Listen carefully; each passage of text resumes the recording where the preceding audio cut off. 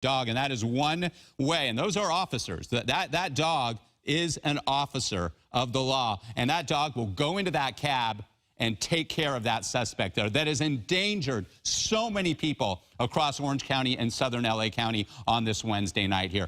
Unclear what happened. We're going to have to go back and see about why that other individual was taken into custody, but there was some sort of resist. There was some sort of altercation between that man, if he was driving that white sedan there, because it was not the suspect. The suspect's still in the cab of that contractor's vehicle, and guns are drawn. Those are LA County Sheriff's units there. That is a sheriff's emblem there at the mobile station on the corner there that we just saw. Initially started this pursuit in Fullerton. Okay, so this was originally picked up in Anaheim. When we brought you these live pictures in the 5 o'clock hour, it was a stolen van. Then that suspect got out of that stolen van and then carjacked. That was something to see. I know we do have that video. We'll show that to you eventually. But that moment when that suspect carjacked this contractor's vehicle here, then this is the second suspected or second carjacking that is involved in this latest pursuit. Now we've wound up here. Fullerton police at one point backed off because it was so dangerous, and LASD known to be the lead agency on this. So as Skyfox starts to move, first up, now we're seeing a fire on the back right of where they're trying to get out. And then you also can see what looks like bullet holes on the driver's side window. And you wonder if the driver was hit by them. And you wonder what his health is right now. You see that bullet hole right there, right by the driver's window right there. Yeah, and so you wonder, he's got to recognize that this car's on fire. And how long, at least 2, maybe 3 bullet holes that we see right there as well. Wow. He's still this thing's lighting up. He's still trying to rev it up. You could see the damage to that LA County Sheriff's Patrol car there, that SUV. That was a violent collision. Again, use of force with that vehicle, that suspect's vehicle that he commandeered in that neighborhood from a family's home. And he used that vehicle. Now they're backing off again. For their own safety. That thing could explode. And that makes me think of last week's pursuit, Rick. And by the way, we're hearing that these are bean bags being fired off here.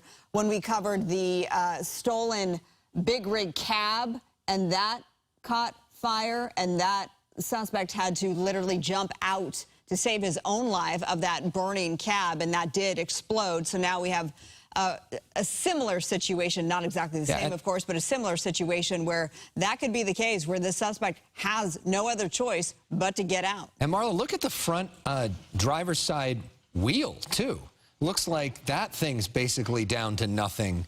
Yeah, we know that tire was lost, and I don't know if that was the result of just the damage that this vehicle has dealt with throughout the pursuit, or if there was a spike strip involved at one point or another. We know that this suspect was weaving dangerously in and out of traffic with those poor unsuspecting drivers having no clue that this suspect was coming up from behind them. So now we're here. This is all coming to a wild end here in the East San Gabriel Valley. And let me tell you where exactly this is here, Marla, because I know we keep, you see the bottom there, we keep saying Fullerton. This started in Fullerton, a multi-vehicle stolen pursuit in Fullerton. Fullerton was the lead agency. It went through northern Orange County, and it's ended here. This is in Hacienda Heights. It's just north of the 60 freeway at the corner of Hacienda Boulevard and Gale Avenue, the mobile station there, a very busy intersection. Count all the deputies there. This is an area, the law enforcement is the sheriff's department. They do the policing there. That's why they're on the scene. But as I said earlier, Marla and Alex, all hands on deck with this. Yeah. This was a man that was driving a vehicle endangering many people across Southern California, on the road, in homes, pedestrian traffic here. No regard for any life, any safety, including officers, including deputies, as we just saw moments ago. Mobile station here, again, if you're just tuning in, north of the 60 freeway, Hacienda Boulevard and Gale Avenue on the northeast corner of those 2 streets. So you wonder now what law enforcement's going to do next. What they could do, they've got those shields there, they could approach the vehicle and force this guy out, which we have seen in certain situations. They don't know, though, if he's armed, and he might be able to shoot back at them. That's part of the reason for the hesitancy here. But, you know, I guess they can wait him out as long as possible, too. In the past, we've also seen them bring in, like, SWAT vehicles and move him in that way. Although it's hard to imagine how the driver is able to move this vehicle at this point, Marla. It seems like that thing isn't going anywhere anytime soon. What I'm taking note of, and Rick, you can chime in here as we look at the demeanor of these officers down there. What do you make of that? Because obviously it's an extremely tense and dangerous situation. It's a bad guy, and they know he'll do anything. He's already threatened officers. He already attempted.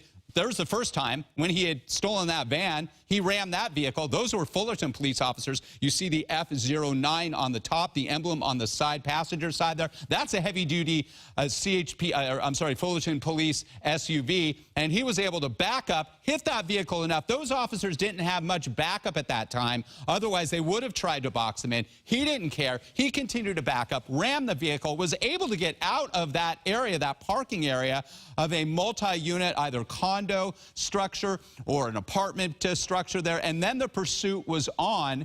This van eventually lost a tire. He couldn't move. Here it goes right there on cue. He lost a tire, and then it wasn't drivable. He decided to do what we call a foot bail, jump out of the vehicle. The vehicle was catching, that van was catching fire. He got out on the passenger side, climbed across the hood of another vehicle, ran down a busy street in Whittier, went into a residential area, hopped over one fence into one home, then another fence into another home. That's where he had an altercation with a family. Here's that. Here we go. This is what happened at that home in Whittier. And that's those people. There's a woman and two men there. He was able to suspect in the dark colored clothes were able to get the keys, or the keys were already in that contractor's vehicle, and were able to get out. And almost ran two of them over, by the way. And this poor dog. There was two dogs in the front area there, and the one dog runs out. One of the men tries to run after the vehicle, perhaps the livelihood of one of these men. That contractor, there goes the dog onto a busy street, lower corner. Who knows what happened to the dog? Here, we're going to slow it down. That looks like there was a gun possibly shot. You mentioned that earlier, Alex. Although we're hearing now that it may have been a knife. Okay. Or some sort of incident involving that, too. But there definitely was a clear conflict here and a struggle. Yet that suspect, yeah, we look at it. There it is. Yeah, that looks like it could be a knife or something. Something happened there. And then off this person goes. How did he get those keys unless they were already in that? That was my assumption, that someone left those keys in the ignition because it was such a quick getaway despite the little struggle there. But then how got do you away know that? quickly How do you know that? and cleanly, right? Grabbed keys out of the guy's hand. He just perhaps had them with him, but no, or the keys were in that truck. They're badly damaged. You could see the holes on the driver's side there. Just the driver inside that vehicle. We saw it. He pulled into this mobile station. If you're just tuning in, north side of the 60 in Hacienda Heights, on Hacienda Boulevard, corner of Hacienda Boulevard and Gale Avenue. Here's how it all ended. Okay, now watch this. Also, boom! I want to see. Wow! Watch this white sedan too. We know that's the suspect. He almost hits a gas tank, or he does. He clips it there. Then he backs up and rams that LA County Sheriff's unit hard. Here he goes, boom. Yeah. Now watch this guy. Watch the white sedan there on the right side. He does a little loop around the vehicle, and then deputies come, and I don't know. Watch what happens, though. Keep your eyes on the right side with that white sedan there. He opens the door. Now something happens. Now look at that. Look at the activity. Few people are getting out. What was going on there? Yeah. Weird. Yeah, there's a lot to unpack and try and figure out. And at this point, it's pure speculation on our behalf. Yeah, there were multiple people that came out. He just got hit. That vehicle just got hit as this pursuit was on. But then, for whatever reason, deputies went after a couple of people, it looked like, right, Marla? Yeah. Can we maybe re-rack that and watch that again to try to figure out what happened there? Because that was very strange. I mean, there were a lot to unpack in the ending of this. First off, when we get that video back, you'll see that the sheriffs, it seemed like, sort of knock him in the back as almost a comeback from what happened earlier in this pursuit. Okay, let's watch this. So we're heading now towards the gas station. They hit the sedan. That thing's hit. Sedan gets hit, just waiting at the light. Yeah. And so now sparks are flying. People are running from other vehicles there near that van. I don't know if that was an Amazon van. I know they have an Amazon facility nearby. Right. Wait, the live picture. Look at the live picture. They're moving in. We're moving in. Let's go live. Let's go back live. Let's take this it full. full here. They have these guys. Yeah. Whoa! Breaking the window. Let's see if they let the dog in. The canine units there. Let's see if they're going to let the dog in there. That'll get him out of there. So you put hands up. Hands up. Yeah, it does look like he may be complying here. Door open, both doors open. That's a king cab there. And they're going to pull this guy out and take him into custody and take him to jail. Wow. A number of infractions. A use of force, multiple stolen vehicles, injuring other individuals, innocent people on the road. Wow, what a night. And we just hope that nobody through this process was seriously injured. I know we're going to try to attempt to go back to that family who belongs to that contractor's vehicle, where we will have a complete update. Now they're going to the this. other side. Yeah, they have to clear the vehicle completely, throw up the 4 fingers. Before we see the 4 fingers, meaning code for all clear, it's not over. There's the suspect, and he's giving up relatively peacefully after all of that. After all that. It looks like a relatively young man. Yeah, wow. Something else. Thankfully, he is in custody. And we just hope, because we did not see all of this, how it first started. Yeah, I mean, the big questions that we're going to try to unpack for our news at 10 o'clock tonight. What was the original traffic violation? What led to the stealing of the first vehicle? What happened actually between this guy and the people he stole the second truck from? What was the deal with that other vehicle we just saw a few minutes ago? Why were those people put into at least detained for a moment? And what is the criminal background potentially of this person? And that white sedan, what was that all about? That sedan was at the intersection, just waiting at the red light. That sedan was hit violently as the suspect rolled up to the mobile station. Again, this is in Hacienda Heights. If you're just tuning in north of the 60 freeway at the corner of Hacienda Boulevard and Gale Avenue here. I said all hands on deck with this. Count those sheriff's deputies there, Marla and Alex. Wow. Yeah, LA County Sheriff's deputies bringing this to an end. There's that video again. Let's watch the sedan. Okay. Let's watch the sedan. Suspect rams slightly the gas tank. That could have been something else. You could see the driver of that Amazon van. He says he doesn't want anything to do with it. He takes off.